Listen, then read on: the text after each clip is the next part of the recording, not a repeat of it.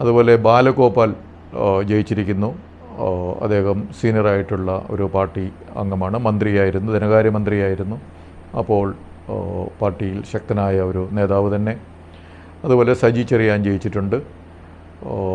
അതുപോലെ പലരും CPM 35 MLA communist പ്രസ്ഥാനത്തിൽ CPM CPI ജയിച്ചിട്ടുണ്ട്.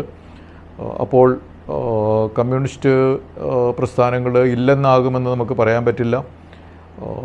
ഈ ഓരോ ഇലക്ഷനുകളിൽ 100 കിട്ടിയ പാർട്ടികൾ പിന്നീട് 30 വരികയും 30 കിട്ടിയ പാർട്ടികൾ വീണ്ടും 100 പോകുക ഒക്കെയുള്ള കേരളത്തിൽ നടന്നിട്ടുള്ള കാര്യങ്ങളാണ്, നടക്കാവുന്ന കാര്യങ്ങളാണ്. അതുകൊണ്ട് ഒരു 35 തോറ്റു എന്ന് കരുതി കമ്മ്യൂണിസ്റ്റ് പ്രസ്ഥാനം ഇല്ലെന്നാകും എന്ന് കരുതേണ്ട കാര്യമില്ല കേരളത്തിൽ. പക്ഷേ ഇപ്പോൾ നമ്മൾ മനസ്സിലാക്കേണ്ടത് വെസ്റ്റ് ബംഗാളിലും ത്രിപുരയിലും കമ്മ്യൂണിസ്റ്റ് പാർട്ടി ഇല്ലെന്നായി അവിടെ BJP ഭരണം പിടിച്ചു. കേരളത്തിലും അതുപോലെ ആ NDA ഇന്ന് 3 സീറ്റുകൾ ഇപ്രാവശ്യത്തെ ഇതിൽ പിടിച്ചിട്ടുണ്ട്. അപ്പോൾ 2016 1 ഇന്ന് 2026 3 BJP അല്ലെ NDA വളർന്നു.